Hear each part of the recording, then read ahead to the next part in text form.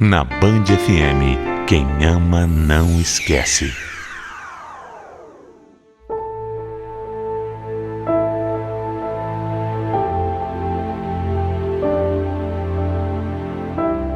O amor é o sentimento mais poderoso que existe.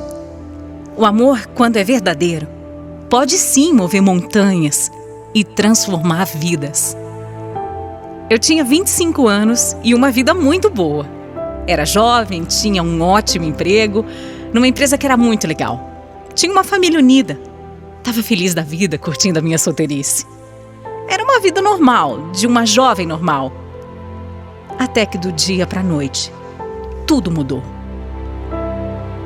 Eu passei a sentir algumas tonturas, uns enjoos, dores e até desmaiei. Mas foi quando eu percebi umas manchinhas na minha pele que eu fiquei realmente assustada com aquilo. Eu sabia que não era um bom sinal. Eu só não sabia que seria tão ruim assim. Depois de procurar um médico e de fazer uma série de exames, eu recebi o diagnóstico que me destruiu.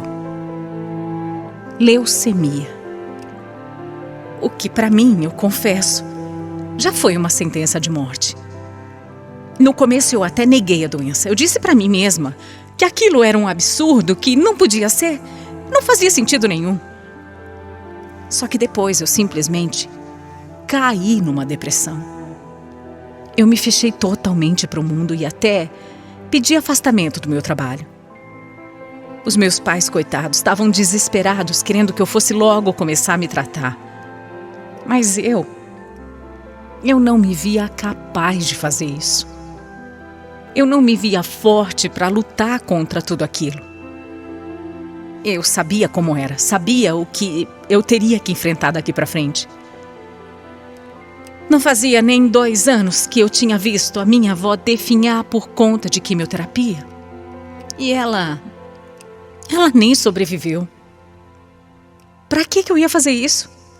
Eu não ia conseguir mesmo, então para que lutar? Eu não tinha vontade nem de sair da cama. Imagina então começar um tratamento como esse. É horrível admitir, mas eu cheguei ao ponto de realmente desistir da vida. Eu não queria mais nada. Eu não queria nada com nada. Se era isso, se Deus tinha me deixado doente desse jeito, então que Ele me levasse embora logo. Meus pais sofreram demais. Eu não queria que eles passassem por tudo isso. Mas eu simplesmente não conseguia mais viver. Eu não conseguia pensar em ir atrás do tratamento. Eu não conseguia. Eu tinha certeza que tudo isso ia acabar me matando. Eu tinha ouvido do médico que o caso era muito complicado. Eu sabia que não ia dar certo e por isso eu preferi me fechar e esperar simplesmente a minha hora chegar. Até que um dia, eu estava voltando da padaria andando, quando eu simplesmente desmaiei. E foi desse jeito que eu conheci o Ederson.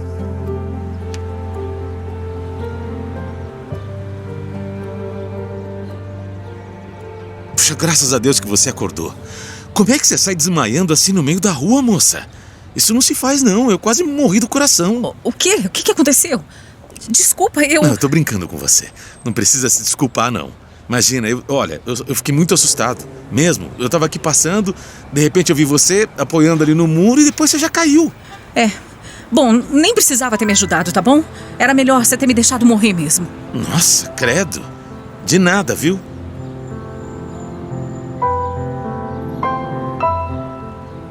Eu não sabia o que tinha me feito ser tão grossa com uma pessoa que tinha acabado de me ajudar. Mas acho que era um retrato do que eu estava vivendo. Enquanto ele tinha sido tão simpático, ele foi tão gentil, eu tinha sido uma ignorante com ele. Eu até fiquei meio envergonhada com o jeito como eu estava tratando ele. Mas eu andava tão para baixo, tão desanimada, que um cara desses, cheio de brincadeiras, num momento como aquele, sei lá, me deu nos nervos na hora, eu não aguentei. Como se não bastasse toda aquela situação desconfortável, para piorar, eu acabei tendo um enjoo e vomitei. Eu vomitei bem no pé dele. Ai, meu Deus, quanto mico, viu? Que vergonha. Eu só queria sumir dali.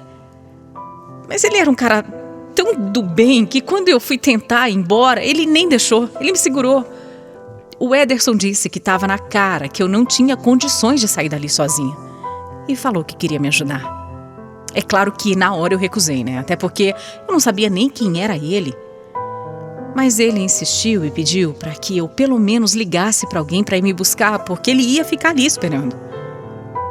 Eu fiquei sem graça de ligar para os meus pais.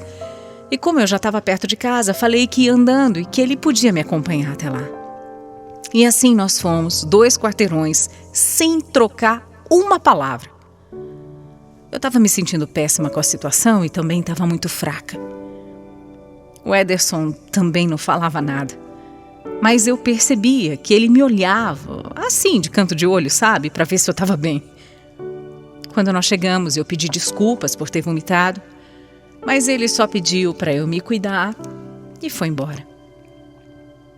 Eu fiquei com uma sensação horrível, porque eu tratei aquele cara tão mal.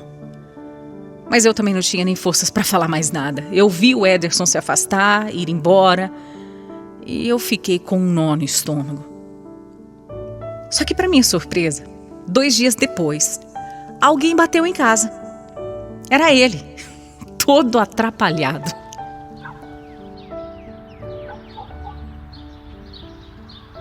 Olha, Marcela, antes de mais nada, desculpa eu aparecer assim. O que você tá fazendo aqui? Eu sei, é uma baita invasão, mas é que eu não consegui parar de pensar se você tava bem.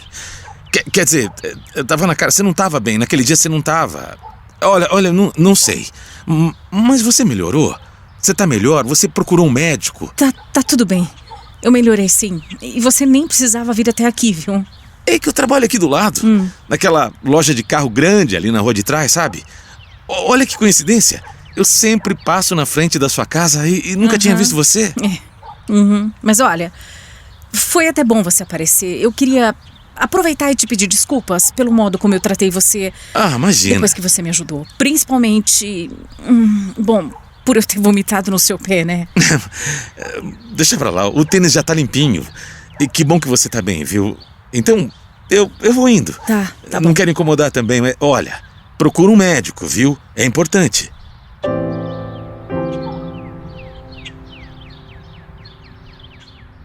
Mais uma vez eu vi o Ederson se afastando e me deu uma vontade tão grande de chamar por ele, de falar mais, de conversar. Mas eu não consegui. Eu não podia. Eu não podia porque eu era uma mulher de 25 anos praticamente condenada à morte. Não era a hora para essas coisas, né? Eu não podia pensar nisso. Era melhor deixar ele ir mesmo. E ele foi mais uma vez. Só que eu passei a noite inteira pensando nele. Inteirinha mesmo. E aí eu tive uma atitude muito boba no dia seguinte. É sério mesmo. Eu tava parecendo uma adolescente. Mas eu peguei o meu cachorro e eu fui passear com ele. Justamente na frente da loja que o Ederson tinha me dito que trabalhava.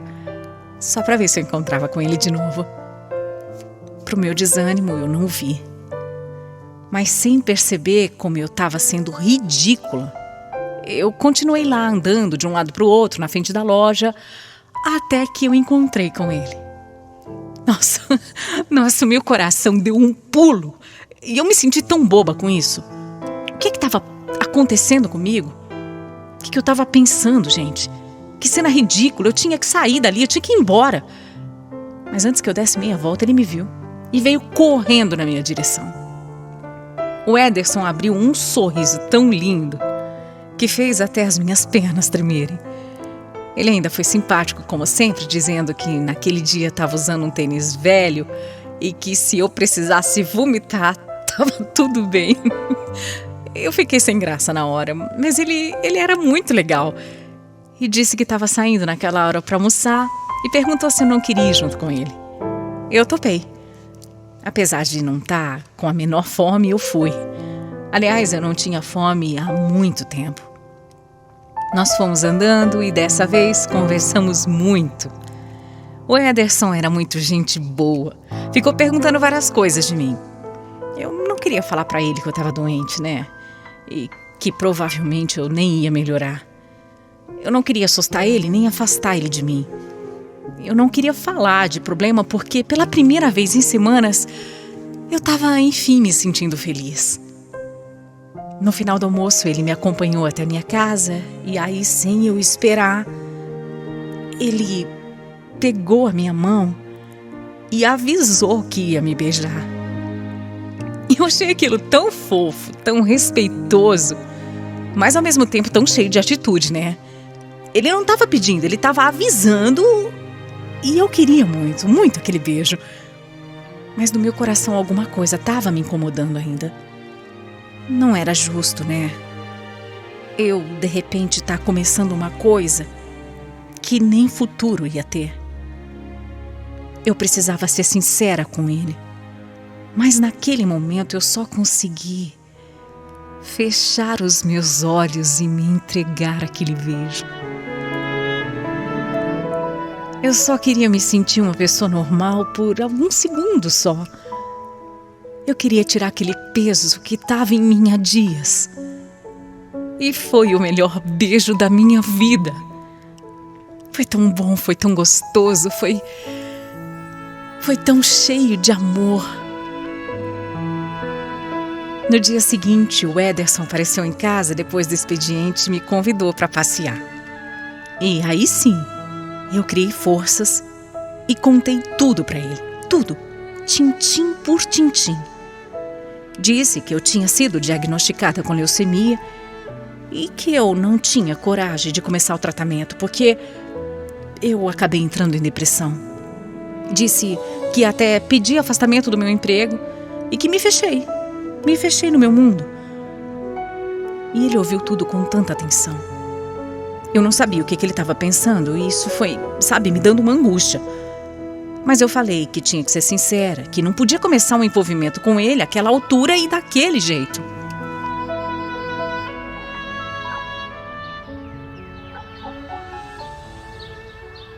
O que você precisa é começar o seu tratamento. Isso pra ontem. Mas eu não quero. Não quero passar por tudo isso e depois, não vai adiantar nada. Eu já sei disso. Marcela, você é muito nova.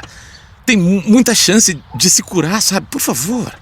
Marcela, eu tô gostando tanto de você. Desculpa, eu não ter falado antes. Eu não queria te envolver dessa forma e agora eu nem sei se eu vou viver, Ederson. Mas eu sei.